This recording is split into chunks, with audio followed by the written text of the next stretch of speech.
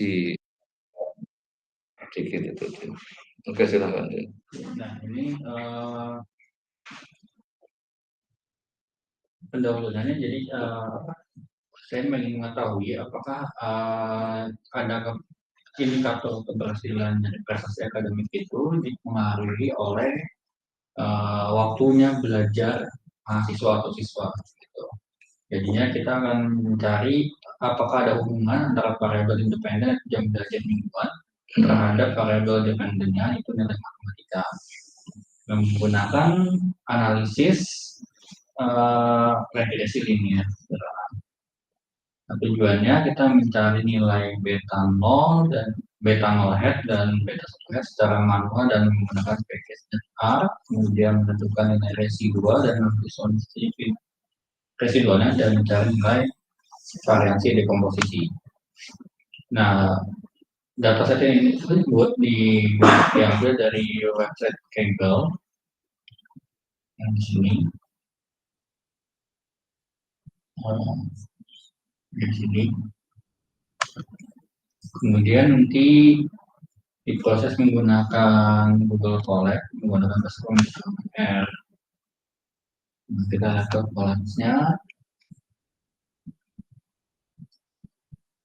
Oke, pertama kita input upload datasetnya yang telah di-download tadi, kemudian kita lihat isi datasetnya. Di sini ada ID, ada first name, last name, email, gender, part-time job dan sebagainya. Nah, di sini saya ingin memfilter hanya memproses data di jam belajar atau weekly kolom weekly self study hour, kemudian dengan math score. Dari sini hasilnya seperti ini. Bentuk datanya udah integer. Kemudian nah, kita ingin memvisualisasikan plotting data tersebut. Nah, hasil plottingnya seperti ini. Hasil plotting antara jam belajar dengan nilai matematika. Nah, di sini kelihatan agak menumpuk gitu ya di sebelah kiri gitu. Sedangkan ya di dekat 0 aja itu kan ada yang dapat 100 kan, itu berarti kan itu. Iya. Itu kan secara data mulai, makanya itulah nanti yang butuh apakah harus mulai, makanya kenapa dengan satu variabel aja ini susah kan. Karena kan kalau sudah mulai tambah ada variabel lain tadi, mungkin nanti akan bisa lebih kelihatan ininya. Nah, itulah kelemahan kalau kita menganalisanya satu variabel sederhana, nggak enak kan. Ada kayak gitu, enaknya sederhana karena satu variabel. Bahasa di statistik kan sederhana adalah satu variabel. Terus kita mau bayangin sederhana, salah sederhana adalah linier kan. Linier ini juga nggak enak juga kan. Sudah kelihatan lah dari sini. Nah, ini yang maksud saya, bagaimana kita mulai punya sense of data analitiknya di situ. Lihat kayak gini, sederhana nggak bisa, terus linear kayaknya juga nggak bisa kan, bentuknya kayak gini mau linear kayak apa ini. Karena ada orang yang ini sudah benar. Nah, makanya nih yang akhirnya pertama kita cek, nekat lah kita sederhana linear dulu kan, sesuai kita memang simple linear regression. Berarti apa? Ya udah, akibatnya apa? R square-nya kecil, terus nanti asumsi-asumsinya banyak dilanggar. Nanti kita coba lanjut dulu. Karena tadi tujuannya cuma apa, yang lihat R square, beta 0 beta 1-nya. Nah, itu kelihatan sekali, lebih lupa bahwa setiap model di statistik jangan hanya asik dengan R square-nya, tapi asumsinya harus dipenuhi. Sekali ada yang dilanggar, berakibat akurasinya jadi kurang. Jadi, nah makanya nanti setelah asumsi dilanggar, kita coba tetap ingin data ini supaya memenuhi asumsi tadi. Mungkin nggak semudah itu. Maka lebih baik kita apa? Nanti ke multiple regression, nambah prediktornya. Nah, itulah yang sebenarnya itu nanti kita akan tambahkan di berikut. Tapi oke, kita nekat ini dulu lah. Oke, silakan lanjut dulu. Oke, nah di sini saya awalnya pakai package dulu, package yang LM gitu, package dari A-nya. Dengan model. Jadi langsung ketahuan ya di sini.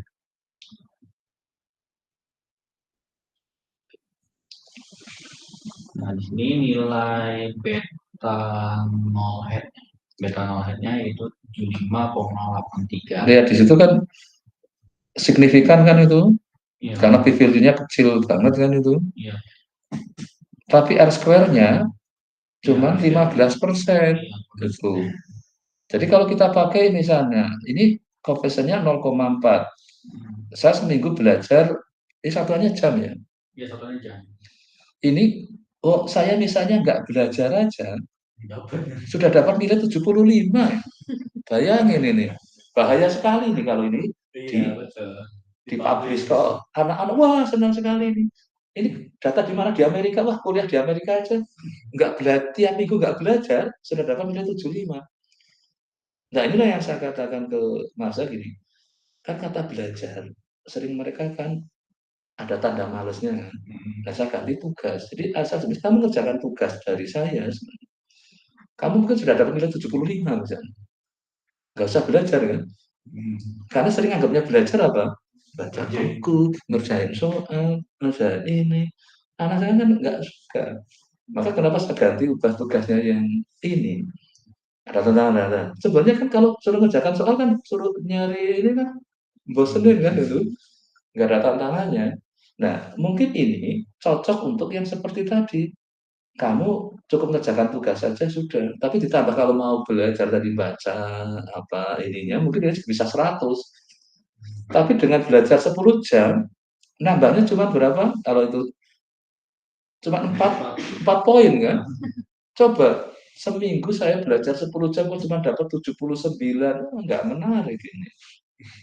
Ini berarti apa? Suatu proses belajar mengajar yang menurut saya jadi agak aneh kalau kita ini kan. Tapi ini kan fakta, kenyataan yang ada dari berapa data berapa 2000 ya. 2000-an kan. Nah, inilah dari yang seperti ini kita melihat ada sesuatu yang harus kita cari tahu kayaknya ada yang lainnya mungkin. Ada nanti variabel lanjutannya itu di ini kan. Ya sebenarnya di atas ini nggak hanya Banyak kan variabelnya. ya, Nah, cuma belum saya kan. memang filter.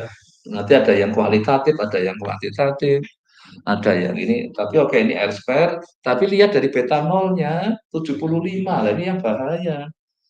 Nggak usah belajar, saya sudah dapat 75. Wah kalau sampai ini dipahami anak-anak yang malas seneng banget kan. Oh nggak usah belajar dapat 75. Kayak gitu. Ya. Kalau saya dulu pernah ada masa yang minta nggak kuliah. Pak boleh nggak Pak saya nggak ikut kuliah, langsung ujian aja. Cukup nggak mengerjakan tugas? Iya nggak apa-apa. Langsung UTS sama UAS. Nilainya Ya nilainya ya bisa A itu. Ya kalau dia memang bisa belajar sendiri dan ini mungkin iya. Ya terserah Anda mau gimana cara nggak pernah datang kuliah, nggak ini. Tapi memang anaknya pintar sebenarnya. Tapi ini dapat C. Tahu anaknya sekarang, dia juga sudah profesor. Dan dia perguruan tinggi yang bagus juga. Kalau ketemu saya, ya saya nggak apa-apa. Saya tahu masa-masa itu masa lagi dia lagi aktivis mahasiswa. Saya tetap akhirnya ya karena kan kamu hanya dari UTS-nya sama UAS-nya menghasilkannya C, ya sudah kan coba. Ya Pak memang waktu itu saya ternyata nggak bisa maksimal itu. Kenapa saya setuju? Karena dia anaknya memang. Tapi ya kebetulan aja kan nggak bisa menyelesaikan soal saya kan. Nah kan saya berdasar itu aja cuma dua nilai UTS sama UAS. Saya rekap sesuai ininya, grade yang saya ini kan dia masih saya. Dulu kan nilai cuma AB, saya nggak ada minus-minusan kan. Ya udah. Kalau saya masih ingat, saya juga ingat karena dia ini ya dengan kan waktu saya masih dosen muda kan, ya bahasa saya gitu biasa kan jadi dari sisi itu kan ya oke ada tantangan saya juga sebagai dosen muda senang juga ada tantangan kayak gitu ditantang gitu ya oke silakan. Jadi nggak pernah nih. Tapi setelah keluar nilainya, ya nggak berani protes juga. Berarti nilainya OTS sama UAS Iya, iya sudah. Itu aja ya, Pak? Iya, jadi saya hanya melihat itu aja. Saya bobotnya sudah keluar grade-nya waktu itu untuk kan kalau masih waktu 80 terus pakai 70 berarti saya 50 yang saya kan grade tinggi kan belum. Jadi kalau ada yang malesin dulu A 90 ada mau enggak 80 terus dan saya ini kan di malah kan saya 85 terus 75 waktu itu. Jadi untuk dapat saya aja harus sudah 50 kadang 60 malah sudah baru. Ya oke, ini dari data ini salah satu yang jadi kalau ini mau dilanjut lagi tantangannya pada saat nanti nambah variabelnya. Tapi datanya perlu tantangan tadi kalau itu mau diolah itu bentuknya aneh banget kan itu gambarnya itu. Itu dimodelkan nggak mudah itu. Maka pada itulah nanti kita akan lihat di data ini apa kalau missingnya ada nggak ya kira-kira ya? Missing maksudnya outlier. Missing dari gini, ini kan data sama belajar, ini nilainya dia bisa juga ada yang kosong, mungkin apa ngerekamnya kan mungkin di atau ngentrinya ada laba belajarnya kok nilainya kosong atau di nilainya ada tapi tidak di kolom laba belajar kosong. Itu namanya kan ada yang namanya missing. Kalau biasanya data yang kolomnya banyak sekali, biasanya mesti ada yang missing entah di yang variabel mana. Terus outlier. Jadi kita kan lihat, jadi nanti checking outlier. Karena terus makanya coba sekarang dicek kan bisa sudah dapat ini kan mau residualnya atau residualnya sudah dicari ya kemarin. Dicek diuji normalitasnya gitu kan. Kan kalau asumsinya kan salah satunya apa? Errornya kan apa? Normal. Terus nanti cek uji variansinya. Variansinya konstan enggak. Nah, itu nanti sudah plotnya kan yang sudah juga sudah kelihatan aneh juga lagi kan itu bentuknya. Tapi sekarang coba diuji normalitasnya. Kalau plot residual kan ngeplotnya apa? Ya ini sudah kelihatan ini apakah variansinya konstan juga kayaknya dilanggar. Jadi kemungkinan ini banyak melanggar dari yang untuk regresi linear sederhana itu. Jadi pokoknya setiap nanti menggunakan apapun peralatan model statistik, perhatikan asumsinya. Nah setelah asumsinya itu kita cek semua terpenuhi semua, itu masih ada apa? Kok masih belum maksimal? Yang ada lagi kan adanya outlier kan yang nggak jadi ini kan. Tapi ini saya yakin ini dari berapa tadi ada berapa asumsi yang harus yang di ini kan tadi menurut saya juga itu ada 6. 6 kan? Ya, linearitas. Terus independensi. Independensi itu maksudnya tidak ada auto atau korelasi, terus kemudian homoskedasitas. Ini yang tadi variansi harus iya konstan. Terus normalnya. Ya normalitas residual. Nah makanya kemarin kan yang saya di kuliah yang time series itu yang nonton waktu kan saya minta pakai regresi. Maka X-nya apa? Waktunya kan. Y-nya adalah misalnya harga saham tadi. Jelas data time series mesti ada apa? Auto generasi kan. Bahkan ya dilanggar dong. Ini namanya lagi belajar. Ya dari yang paling rendah dulu kan. Naluri ya saya punya data time series misalnya. Mesti apa? Ini waktu X-nya, Y-nya adalah harganya. Gitu. Contohnya sehari orang apa? Oh ini harganya lagi naik terus. Nah, itu makanya sudah dipakai untuk analisis tren kan, regresinya tadi garis tren. Gitu. Oh ini mendekati Lebaran ini wah harga naik-naik. Nah itu kan kelihatan trennya. Nah itu pakai regresi bisa regresinya itu. Tapi jangan dipakai untuk prediksi karena kemungkinan dilanggar asumsi-asumsinya. Tapi hanya untuk melihat tren, oke. gambarnya kelihatan ini. Harga-harga dari mulai sejak sebelum puasa ini, data timestamp-nya ada. Bikin garis regresinya nanti akan kelihatan itu. Inilah garis trennya. Oh, cenderung naik ini. Nah, kalau ingin dibikin nggak naik gimana? Supaya kan mau dikendalikan oleh pemerintah kan, dia harus melakukan apa? Nah, itulah mulai bermain apa? Nambah ada X-nya. Oh, suplainya ditambah. Oh, pemerintah ngasih subsidi. Contohnya apa ini? Yang tiket pesawat. Afturnya di diskon. PPN-nya ditanggung pemerintah. Jadi supaya harga turun. Berarti harus ada apa? Intervensi. Berarti ada variabel X-nya mulai masuk gitu di situ. X-nya mulai dimasukkan. Oh iya ini jadi bisa ini. Nah, itu jadi nanti apa? Akan bisa kita ramalkan bahwa harga kan lebih valid itu. Walaupun ada yang langsung melihat di aplikasi, ternyata belum turun harganya itu. Wah, kayak gitu kan. Berarti kan apa? Apakah langsung menurut saat itu? Ya belum tentu. Namanya pasar kan terserah. Apakah mau dirahasia, didatangi, dibilangin apa? Ya kenyataannya saya belinya sudah mahal, masa jualnya harus murah kan? Ya nggak mungkin. Nah, ini nanti regresi kadang ini histogram residualnya. Kelihatan mention kan sudah. Ya kan agak ini kan ke arah yang bawah ini. Kelihatan sekali banyak yang namanya apa kalau negatif. Kan ada overfitting, ada ini jadi di atas. Kan tadi banyak yang di atas kan itu. Jadi kelebihan dari yang di garis regresinya. Jadi banyak yang meleset-meleset mungkin banyak banget itu. Jadi sudah kelihatan baru ini aja belum diuji secara statistik loh ya, baru gambar histogram itu udah kelihatan. Terus yang variansinya kan bisa juga dilihat itu.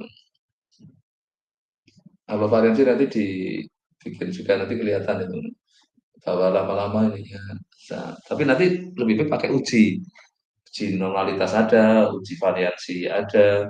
Ada coba untuk uji normalitas pakai apa coba? Ini uji kolomogorov. Oh udah, oh ya ini kelompok Smirnov.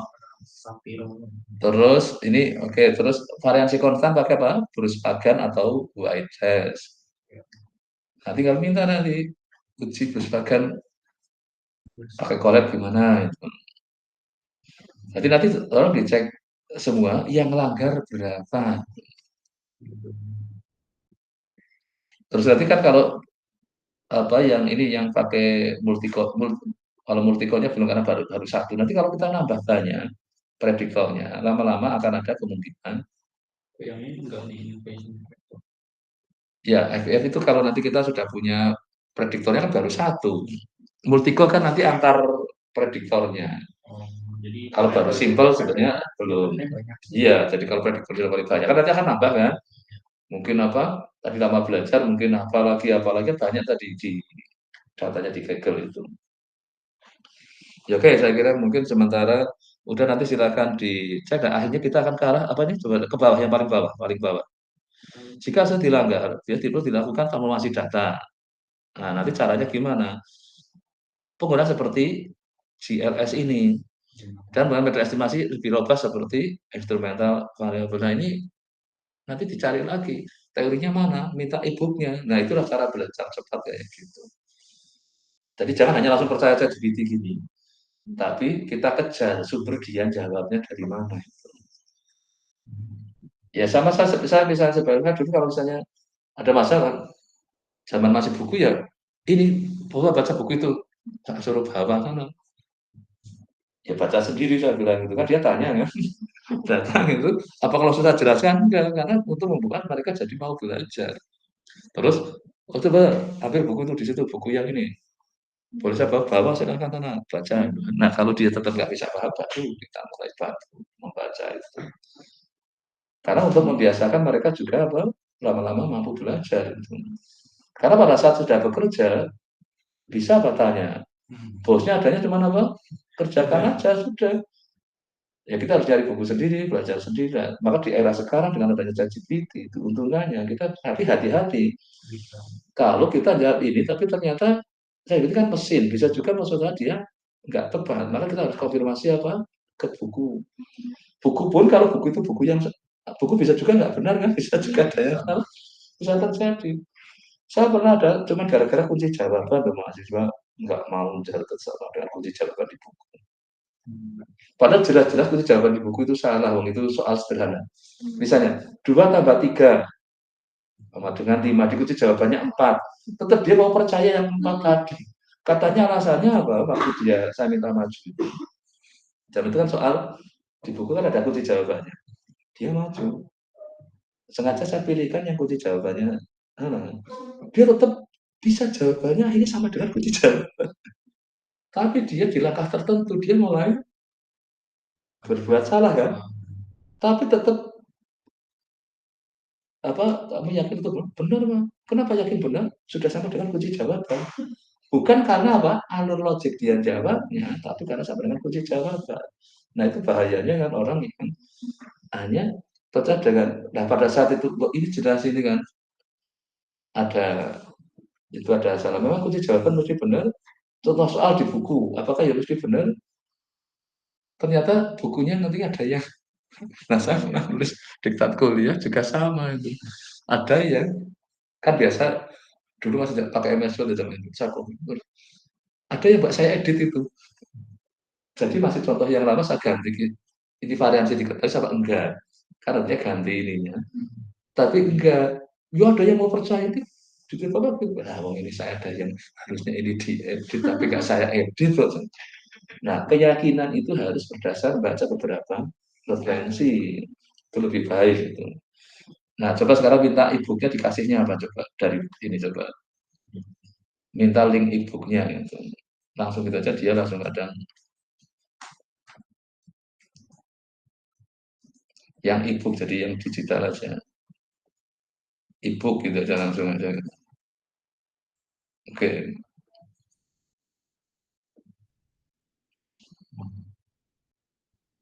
Nanti biarin aja dulu nanti dia. Nah ini kalau yang ada yang bahasa Indonesia, ada yang ini, maka nanti mulai perhatikan di situ. Ada yang pakai SSS, nah, Anda bisa ingin pakai yang pakai R, atau klasik regresi. Nah, ini kadang juga di sini teorinya nggak lengkap. Anda kejarlah yang ke buku-buku yang luar. Nah, gunakan perintahnya pakai bahasa Inggris supaya dikasih yang luar. Ini kan pakai bahasa Indonesia, dapatnya semua orang Indonesia kan ini ujian seperti klasik regresi linier itu. Nah, nanti di sini kadang perhatikan yang penulisnya ada merasa ada yang enggak. Kalau orang statistik mungkin lebih disiplin karena dia memahami setiap ininya. Tapi kalau yang pemakai statistik kadang belum tentu dicek semua. Nah ini namanya kalau saya misalnya, jadi kalau guru saya ke masa gini, kalau kamu ada PR, suatu saat kamu nggak bisa. Kalau kamu nyontek, yang dilihat apa teman? Ya yang mau ngasih contekannya Pak. Oh ya, nah ada kadang yang nggak pintar tapi dia dermawan. Ini, kamu belum ngerjakan PR ini, kasihkan yang salah banyak banget. Tapi itu kejadiannya, ketahui pada saat disuruh maju kan. Kan saya tak yakin nih kan. Terus dia nengok-nengok ke belakang itu ke temennya. Tak suruh jelasin dia nggak. Oke, sekarang kamu ngaku aja. Kamu ini berdasar referensinya siapa? Maju sama. Dia sendiri juga kadang dapat dari temannya lagi. Nah setelah itu barulah dia mulai, aduh ini, makanya hati-hati besok lagi. Tapi yang pinter pelit ya Pak. Kalau yang pinter biasanya kan pelit datangnya sengaja ngepas kan. Itu sejak SMA sering saya kuliah gitu. Ada lah. Makanya saya kenapa saya senang masa kalau kuliah saya suruh maju. Nah, biar fair itu saya suruh random. Kebiasaan saya itu mesti ada dengan random. Nah ini oke nanti seharusnya ini sudah minggu keempat jadi mulai speed naik ya. Artinya gini, pada kita menghadapi kita maksimalkan. Kalau sementara kan ikuti buku sederhana kan ini sama sederhana dulu. Tapi yang sederhana tadi ternyata minta syaratnya Pak 6 tadi. Udah sederhana aja, nggak mudah dipenuhi itu. Nah maka akhirnya kan harus kita bergerak ke tadi. Kita coba atasi. Apakah semua bisa diatasi? Belum tentu tadi. Maka akhirnya tadi dikasih alternatif apa? Transformasi dulu. Ternyata nggak mudah kan. Akhirnya terakhir apa? Disuruh ke ganti GLS. Itu GLS itu apa itu? Terus yang lebih robust, yang artinya lebih tahan ke ini. Instrumental variabel. Apa ini kan? Nah, kita makin kejar lagi. Nah, itu dari belajar itu kita akan makin nggak kerasa mulai banyak buku dibaca. Itu namanya belajar daripada apa? Setiap hari saya harus baca buku satu, dua buku sebanyak itu. Wah, kapan berarti ngantuk itu. Karena nggak ada apa sekuensial. Kayak kita baca dulu buku cerita itu. Kalau yang serial kan, seri satu tamat, baca seri dua itu enak kan? Karena apa? Ada alurnya. Nah, baca buku kalau bisa juga ada motif karena saya berkepentingan ini. Oke, sekarang saya tak ganti yang share screen. Kita ke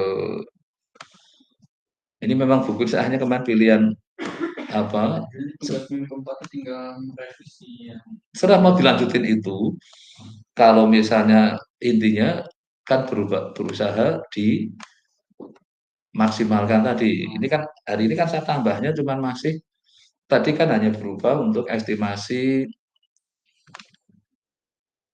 apa berapa ini tadi? Sekarang ke 8 kan ini. Ini kan mulai ke inference-nya itu. Tadi kan sebenarnya masih di sini kita berusaha dengan beta kan sudah ya di beta 0 beta satunya. Ini kan estimatornya sudah. Nah, kalau ingin nyoba rumus ini dirakit sendiri. Tidak pakai package-nya yang LM tadi itu kan namanya pakai package-nya si apa? Colab itu. Nah, coba bikin rumus ini sendiri. Nah, kalau misalnya coding ini wah, kok ya mau bikin coding sini mah. Tinggal minta ChatGPT, minta tapi yang bukan pakai package. Nanti dikasih rumusnya beta satu adalah SXY per SXX gitu. Kamu coba nanti jangan kayak gitu. Nanti terus dibandingkan hasilnya kan beta beta topinya oke sudah sama. Nah, kalau ini masih gunakan package-nya kan ini gunakan LM kan itu sama pakai LM. Nah, nanti coba ngerjakan ini pakai rumus tadi. Gunanya apa sih kalau kita bisa merakit itu? Kalau kita memodifikasi, kita mengembangkan, nanti jadi bisa. Kalau terutama kalau di S3 kan kita mungkin bisa mengembangkan suatu model, mesti belum ada package-nya kan. Nah, kita lah kesempatan memodifikasi di situ, kita jadi bisa melakukan.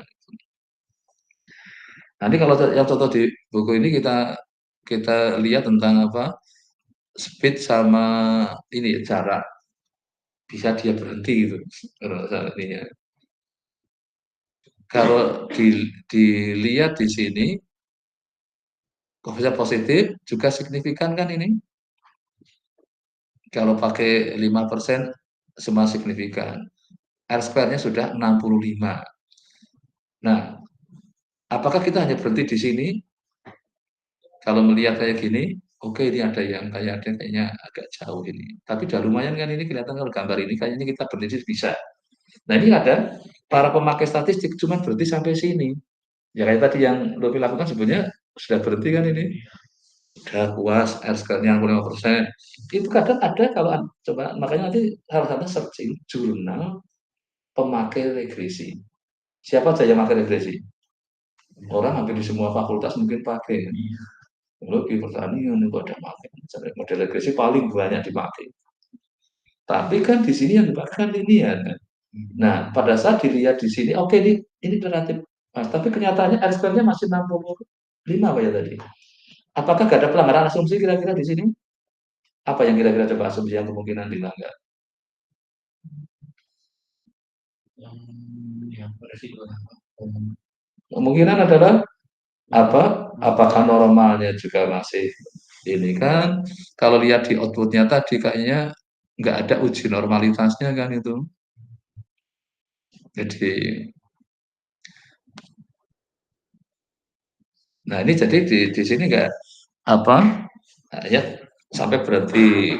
Nah nanti silakan untuk bagaimana mengecek ini sifat-sifatnya urusan tak biasnya oke lah. Jadi valensi minimumnya terus dari ini kalau sampling distribution adalah kalau kita ingin bikin simulasi pada saat kita nggak punya data, kita bisa mengenerate. Oh, saya bikin beta nolnya 3, beta satunya 6. sigma kuadratnya 4. Cuma diketahui kita generate datanya. Nah, nanti apa? Kita inginkan berarti kalau kayak gini apa? Persamaan regresinya nanti 3 ditambah 6x kan plus epsilon yang akan kita generate. Dengan variansinya adalah 4. Nah, kita generate ukuran sampelnya 100. Nanti kita lihat di sini yang apa? Untuk beta nolnya diperoleh tadi kan ini inputannya kan, jadi dari mengenerate-nya nanti terus kita akan mengestimate apa beta nol beta topinya ini min untuk beta 6 karena kita kan akan menjadi tadi ada yang 100 sampai ada 1000 gitu.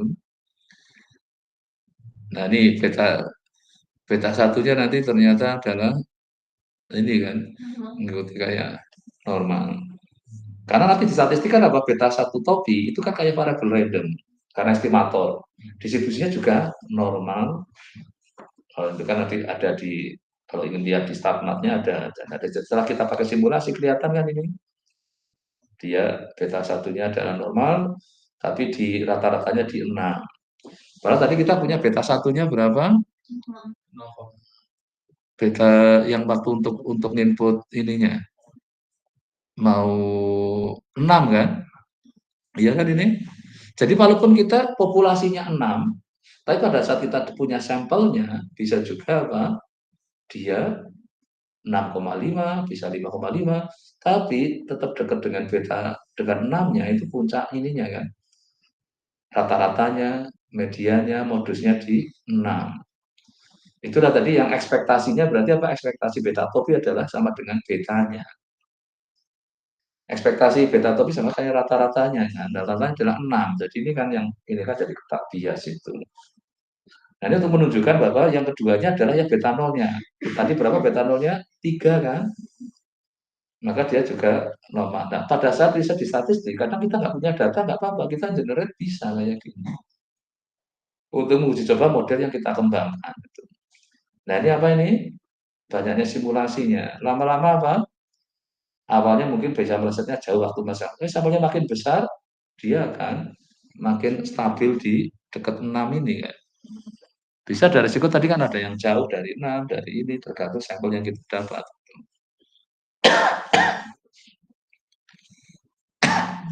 Ini untuk beta nolnya.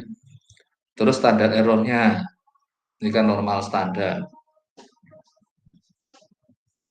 Nah, nanti untuk ujinya kan pakai yang T nanti. Ini sudah mulai ke arah inferensinya.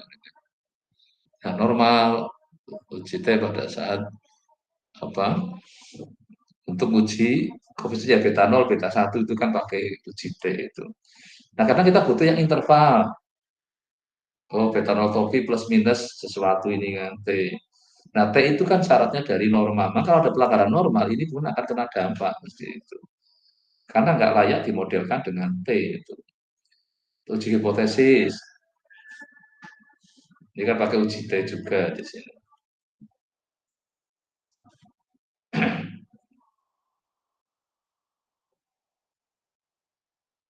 Nah, ini karena judul buku ini adalah applied, maka aspek asumsinya terasa sekali tidak di ini kan di bagian awal ini loh, ini masih betul-betul dipakai aja itu. Dengan semua asumsi adalah terpenuhi. Ini untuk ngecek linearnya, linear enggak. Ini juga pakai uji apa? Kayak koefisien betanya lah ini kan yang dipakai itu kan kayak uji T juga tadi nanti. Nah, ini kalau keadaan apa ini antara XY-nya ini ya ada lengkung ininya apa ini yang mulai harus dipikirkan itu. Nah, ini interval konfidensi. Nah, kalau tadi sudah saya buatkan di kolemnya itu beberapa sudah jalan itu saya ambil langsung nanti tinggal ganti datanya kan. Ini kan di sini kan ada tinggal ini yang kolemnya itu nanti Yaitu ini yang halaman 36, ini yang yang bab 4 apa tadi. Tapi kan kayaknya untuk codingnya udah nggak ada masalah kan sebenarnya secara tinggal nanti tambahi yang uji-uji asumsinya. Ini contoh yang 8.6. Ini sekali lagi dia aspek asumsi belum dibahas dengan baik di sini karena apa? Masih yang penting pokoknya kita mengestimate titik, mengestimate interval, menguji hipotesisnya. Terus bagaimana kita membuat prediksinya? Kita ini dapat y topinya. Jadi kalau X-nya sekian, maka Y-nya berapa. Jadi tadi ya kalau saya ingin belajarnya sekian, maka kalau ini yang sekarang ini tentang kendaraan ya speed-nya, maka apa stopping distance-nya. Ini kan ini seperti apa sekarang kan ada apa? Mobil udah dipasang sensor tadi. Dia akan ngerem kalau depannya sudah jarak sekian. Karena artinya kalau tiba-tiba dia berhenti, kita cukup tidak numpuk itu. Ini yang kendaraan apa punyanya Cina itu kan dipasangi sensor itu gimana? Harganya nggak mahal tapi kok sudah canggih-canggih juga itu. Jadi dia kalau sensornya nangkep kita terlalu dekat, kita langsung dikurangi kecepatannya. Kurangi kecepatan tujuannya ini karena apa? Kalau semakin kecepatannya tinggi, butuh berhentinya kan lebih lama kan itu. Logikanya kan karena apa? Masih cepat kan nggak mungkin langsung tiba-tiba berhenti kan. Harus ada pas belum numpuk gitu. Berarti yang dimasukin ke sensornya adalah ya konsep kayak kayak sini kan. Dia nanti setiap data sudah masuk, dia harus untuk menjaga supaya apa akurat. Bayangin kalau udah nggak akurat, akan berakibat mengalami tumbukan mesti itu. Nah ini sekali lagi nanti tambahannya nanti ya untuk apa di sini adalah uji asumsi belum ada di bagian awal ini di bab 8-nya itu. Nah ini multiple besok kalau tambahan apa? Saya ingin nambah prediktornya tadi. Nanti silakan masuk sini nambahin apa? Tidak cuman X-nya 1, X-nya 2 dulu. Terus nah nanti ada uji multikolinialitas itu pada saat X-nya. Nah ini gunakan matriks kalau boleh banyak banget kan ini X-nya. Sampai sebanyak ada P maka bisa gunakan notasi matriks. Nih,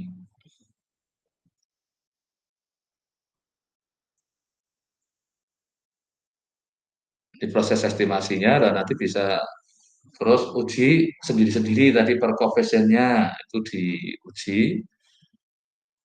Terus nanti uji secara overall. Sekali lagi di sini nanti belum ada uji ada ini datanya juga agak kan ini kadang kita dapat data bisa bentuknya kalau di plot scatter plotnya itu susah dipahami. Nah, maka mungkin bisa juga kita pakai model regresi yang kita ini kan linear itu nggak cocok gitu. Nanti tabel ininya, tabel ANAVA-nya, ini contoh outputnya nanti bisa dicoba. Nah, sekarang ini ada yang nanti tambahannya ini, nanti kalau multiple tadi kan cuma nambah X-nya aja. Nah, sekarang nested model. Sudah pernah dengar ini belum? Nah, sekarang coba dicek di ChatGPT. Copy aja si nested model. Ini kan di copy mudah ini. Nah, gini aja. Di copy. Terus kita lihat. Gini aja langsung dipastikan di sini. Dia ngomong apa sih nested model itu? Oh, masuk ke wilayah.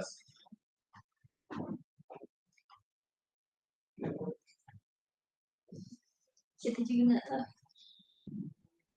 Jadi itu udah bahkan sudah agak apakah yang dimulai sudah secanggih ini yang diinginkan oleh ini.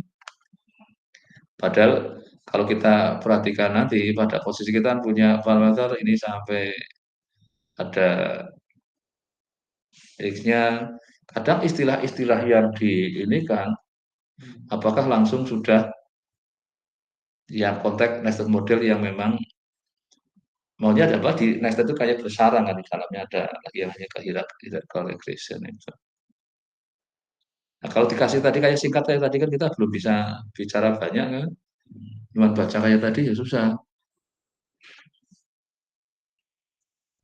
Nah, contoh di regresi sekarang misalnya kalau kita lagi bicara regresi.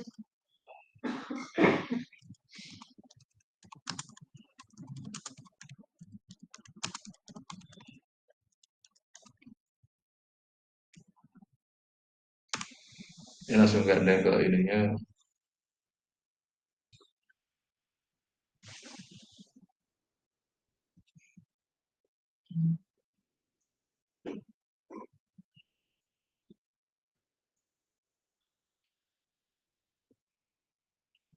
Sudah mulai kelihatan belum antara model satu kan sederhana, model dua ini Ada yang benar lebih banyak.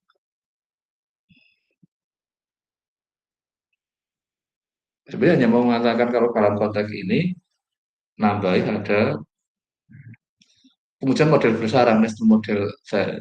Jadi di ini dia ikut masuk lagi di situ. Nah, kalau kita ingin bahas lebih jauh bisa. Jadi tidak istilah nested kayak apa bayangin tadi ke dunia mesin juga bisa karena istilah yang sama dipakai di berbagai bidang itu. Tapi kalau yang di bagian awalnya tidak di konteks regresi kan langsung ke sini kan. Jadi ada dua apa model langsung dinikah. Where one model output is fed into another. Jadi jaga sebagai input dari yang lainnya itu. Nah, makanya mulai jadi lebih lebih kompleks itu. Nah, kalau di sini kan kalau kita perhatikan di sini apakah sudah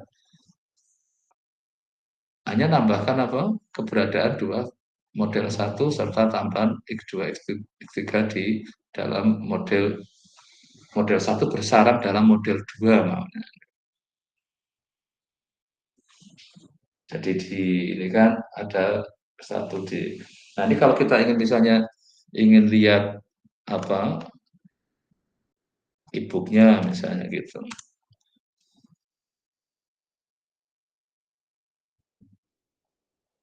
Jadi kalau masih secara umum, kalau kita misalnya ingin yang lebih tadi yang bersarang, kita minta khusus yang itu.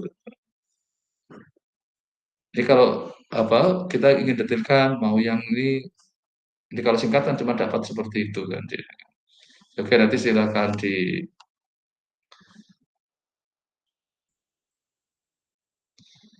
Nah, nanti kalau setiap ada kata tapi minta ke kalau terlalu singkat tadi dapatnya yang padahal maunya bersarang jadi kita bisa jadi modelnya lebih dari satu gitu. Bukan single equation satu persatu tapi bisa dua persamaan itu dalam apa untuk menyelesaikan masalah itu. Tapi kalau kita cuma ganti yang single jadi yang satu sederhana jadi multiple itu masih satu persamaan. Namanya nanti simultan equation itu. Jadi bisa ada nanti yang kontak bersarang tadi muncul itu. Ya, nanti silakan ada beberapa kalau yang memang dipandang perlu ada seperti itu. Dan hanya secara umum adalah apa? Kita miliki seperti ini kan. Bentuk F-nya apa ini? Tadi kan langsung linear kan? Ini kan linear apa enggak? Enggak. Enggak, terkait yang penting pokoknya bentuknya F. Nah, ini yang ada yang ngeklaim terus sebagai namanya kerjaan kayak gini sebagai statistical learning. Nah, kalau ini dibikin linear, nih salah satunya. Nah, padahal yang kita cari harusnya apa? Ya, yang paling pas untuk data kita. Nah, coba bentuknya kayak gini, ini mau yang ikut yang mana ini? Menurut Bagus yang biru apa yang sebelah ini? Ini linear, ini yang sudah menggunakan smoothing.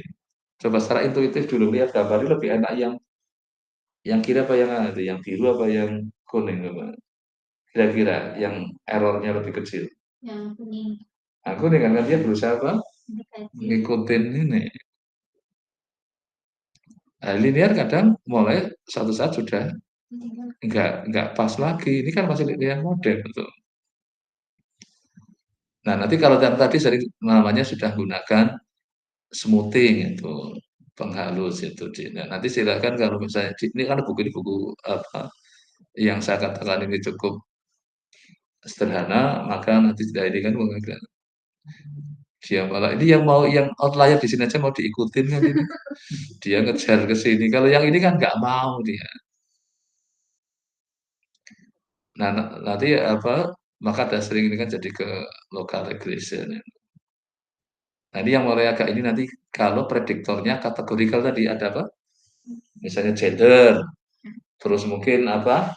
pendidikan. Pendidikannya SD, SMP, sekolah level SD, SMP, SMA mungkin lama belajarnya kan beda. Terus ada kemungkinan adanya interaction. Nah, ini menggunakan dummy variabel tadi kan yang nah nanti silakan lebih kalau memang sudah mau apa nambahkan variabel lagi, mungkin kalau yang kategorikal mungkin butuh ada dummy nih. Ini contohnya ini kan 0, 1 ini kayaknya sudah dummy variabel satu menyatakan apa itu ada penjelasannya mesti. Oh, dari variabel itu variabel kategorik ya. Yang kategori gitu. Nah, tapi kalau dalam konteks kayak tadi yang misalnya teks, gimana mengoding 01-nya? Itu namanya tantangan sendiri. Kalau hanya bisa gender laki-laki wanita 01 kan masih oke lah gitu. Ini kan masih gitu kan, manual transmission sama automatic misalnya mobil. Itu kan masih bisa pakai satu manual, 0 automatic gitu. Nah, nanti silakan yang pakai data kalau memang misalnya mau lanjut, ya langsung sampai akhirnya dapat model yang nah pada saat digambar bisa kelihatan kayak gini. Ini apa? Kecepatan apa namanya? Kecepatan ya yang MPX itu ya. Artinya apa di sini? Manual dengan otomatis cenderung yang manual di atasnya ya, yang ininya di bawah. Ada tadi HP kayaknya horsepower-nya ya kayaknya ya. Terus ini kecepatannya. Apa namanya kendaraan kan ada apa horsepower-nya kalau dia sama ini bahkan tentang mobil tadi ya ini ya, kisah ini ya betul.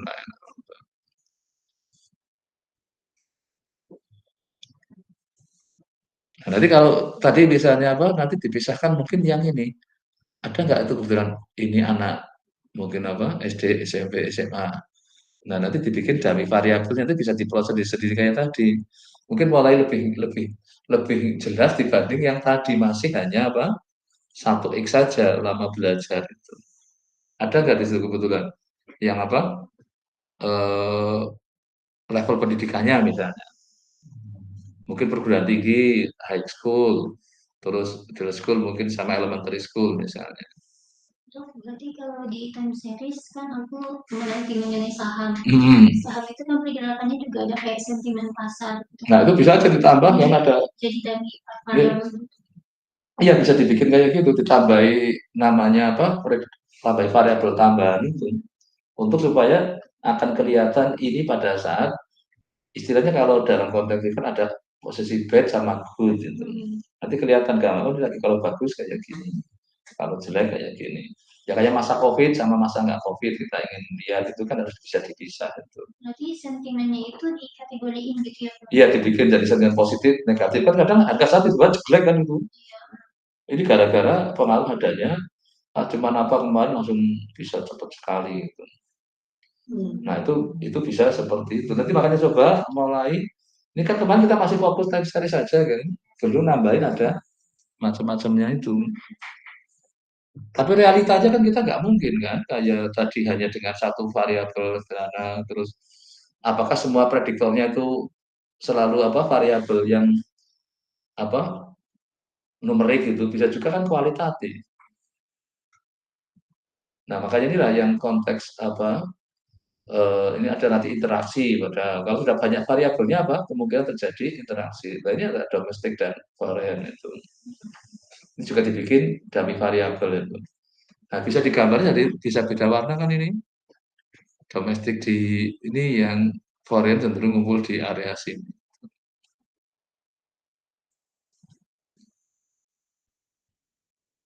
Nah, nanti kalau yang di teman-temannya ini adalah Nah, coba sekarang ini gambarnya lebih ini persama gini kan coba lihat. Sudah beta 0, beta 1 plus beta 3 X2 dalam kurung kalikan X1. Ini yang sudah ada interaksi ini. Jadi nanti kalau dibuka kan beta 0 plus beta 1 X1 ditambah beta 3 X1 kali X2 ditambah beta 2 X2. Berarti ada yang interaksi kan X1 dengan X2, X3. X1 dengan X2 ini. Ini yang model sudah menggunakan interaksi. Jadi ternyata X1 itu adalah pengaruhnya terhadap Y melalui apa? Beta 1 plus beta 3 X2 gitu. Harusnya kan cuma beta 2 X2 kan? Atau beta 1 X1 gitu. Nah, bisa terjadi seperti itu. Itu namanya model dengan interaksi. Nah, nanti bisa dilihat, nanti lama-lama mungkin R square-nya makin tinggi, tapi asumsinya mulai yang dilanggar makin sedikit itu. Dan yang R square-nya mungkin masih bisa dinaikkan lagi. Gitu. Tapi yang penting tetap R square-nya naik. Ini aja 75 ini ya, sudah lumayan ini. Terus ini signifikan juga kan, tapi belum dicek apa asumsinya kan ini.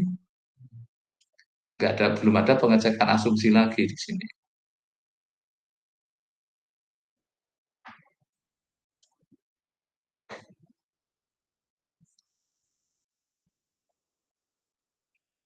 Nah, ini terus faktor, tapi kalau tadi kan cuma di level kan, 0,1 kan.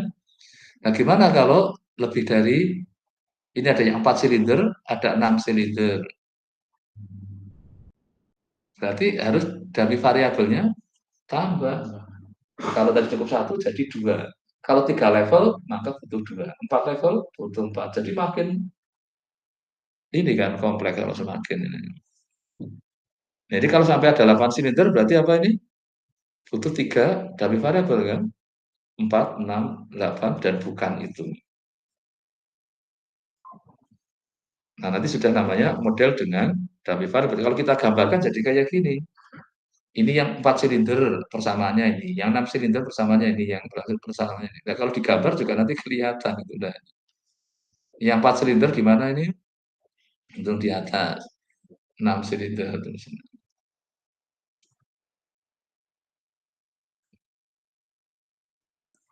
Wah, ini kan jadi. Tapi sekali lagi ini semua belum dicek asumsinya. Ini betul-betul buku untuk orang yang senang pakai statistik aja udah pakai gitu. Tapi asumsi ini makanya ngebawa kan hanya R square sama apa? Betanya memang ini. Tapi kalau Anda ingin dapat buku yang lainnya, itu bisa di ini ya, karena kan saya kasih buku banyak kan ini. Nih yang, nah ini kemungkinan di sini teori-teorinya ada asumsi-asumsi mungkin akan dilihat dengan baik gitu. Ya cari buku legacy lain juga bisa itu. Nah, ini nanti kemungkinan ada mulai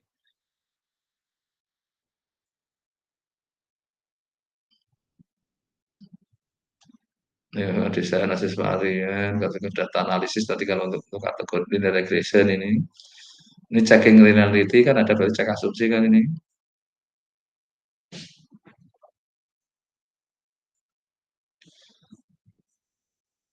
Nah itu nanti silakan kalau memang untuk nambah ininya bisa nambah bukunya kalau untuk yang checking asumsi ya tadi ya di.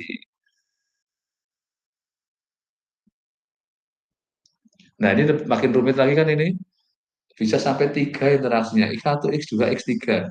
Saya punya variabelnya 3, tapi sampai terjadi x1, x2, x3, x1, x3, x2, x3. Nah ini sudah tambah variabelnya 3, tapi jadi banyak kan ini. Nah ini signifikan nggak sampai pengaruhnya jadi, misalnya kan gini, wah dia kalau Y-nya adalah kecepatan dia jalan. Kira-kira orang yang makin lambat kalau apa? Sudah usianya lanjut, badannya besar banget, sudah ini, dia akan lebih lambat. Nah, itu kan namanya apa? Berinteraksi ini kan, jadi sudah dia usianya sudah wah, terus ditambah lagi berat badannya ini, ditambah lagi orangnya malah ini jalannya pelan banget ini, wah kayak gitu. Sering ada gitu kan orang, oh sudah jatuh tertimpa tangga bulan sering bahasa ini. Nah itu kalau dalam bahasa ininya diberikan dengan sudah X1 ditambah dia X2 ditambah dia X3 multiplikatif jadinya mengalihkan tambah udah ya kayak tadi misal kecepatan mobilnya sudah mobilnya ya bisa ngebut misalnya kalau soal sopirnya masih muda tambah lagi dia lagi terburu-buru wah tambah lagi ini jadi tidak adil saat ini tapi membuat jadi lebih ini lagi gitu. Nah sering istilahnya tambah-tambahan kayak gitu. Nanti yang mungkin tadi regresinya di sampai dirumitkan itu nanti mungkin boleh pakai data yang itu dulu coba maksimalnya sampai R square berapa ini kan masih linear semua kan itu dan nanti dicoba mulai bikin yang tadi pakai namanya ada smoothing spline itu mulai non linear itu non parametric regression. Tapi sebenarnya batas apa ya model regresi yang kita tambah itu R square berapa? Ya 100% sebenarnya kan? Tapi kan nggak ada yang bisa mencapai 100% kan. 100% tapi dengan semua asumsi terpenuhi kan. Itu sesuatu yang berat, nggak mudah itu. Maka di statistik kan dikatakan bahwa kalau ada yang buat sedemikian semua model statistik adalah salah, tapi salah satunya itu berguna. Nah, yang berguna itu mesti apa? Yang berusaha mencegah kesalahan. Ya, jadi kalau dalam hidup ini, apakah kita diam saja itu juga takut berbuat salah? Saya milih dia. Daripada saya berbuat salah, saya milih dia. Apakah juga benar? Tidak salah, ya jadi salah juga. Gitu. Nah, kalau ternyata kita ada data, biarin aja. Kita nggak nyimpulin apa-apa. Ya juga salah. Kan? Karena kita berkepentingan dengan apa adanya memahami data tadi. Tugas statistik apa sih memahami data sebenarnya?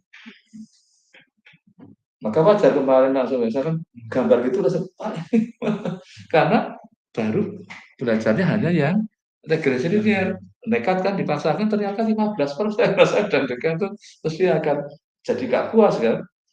Nah coba dengan data yang Anda miliki itu dengan yang sampai tadi bab 11 tadi sudah R square-nya berapa coba nanti?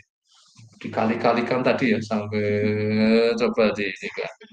Asumsi tapi dicek semua ya nanti asumsi ya setelah dapat model misalnya dapat R square yang paling tinggi terus dicek asumsinya. Ya kita maunya kan kalau R square itu 100%, kalau mean square error ya sekecil mungkin sampai menuju 0 misalnya. Kalau sudah kayak gitu apakah kita sudah terpuasan belum itu.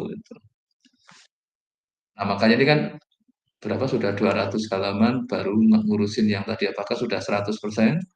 Nah kita lihat nanti di sini kita tadi sampai apa ini model CSV untuk transformasi lah ini tadi yang transformasi di bagian belakang nanti ya kita malah ada ini untuk ngurus itu kolonialitasnya. Ini kalau mau apa langsung jadi juga terus untuk variable selectionnya. Terus akhirnya kita ke logistik regression yang mulai nggak linear. Tadi kan di logistik kan bentuknya berupa angka bentuk C. Terus akhirnya ke GLM, terus jadinya, nah inilah yang terus akhirnya apa ini baru tadi seperti belakang ada machine learning, deep learning tadinya, terus Bayesiannya itu. Tapi ini kan sudah kategori ke pengembangan nanti. Salah satunya ke bagaimana kita bermain regresi tapi gunakan machine learning. Salah satunya di sini ada tentang deep learning. Nah, nanti yang setelah UTS kita coba mulai masuk ke yang wilayah seperti ini itu. Yang mulai apa? Enggak linear tadi, yang ini yang logistik lah ini kan. Tapi mulai dicek semua ininya sebenarnya kita sudah sampai akhirnya kalau bab 16 itu secara ininya. Ya, tapi ini kan kita pelan-pelan sampai targetnya sampai UTS sampai yang di sini lah itu. Jadi nanti setelah UTS kita mulai yang tadi mungkin mulai mengenal ke dunia yang salah satunya bagaimana ke dunia sekarang ini kan namanya pola mesin learning. Ya, oke, mungkin sementara ya kayak biasa apa UTS-nya UTS-nya nanti buka aja. Nanti setelah kelas atau kita ngerjain gimana? ya tetap kalau biar kan ada pengawas itu ben yo apa namanya Formalitas. ya kalau misalkan apa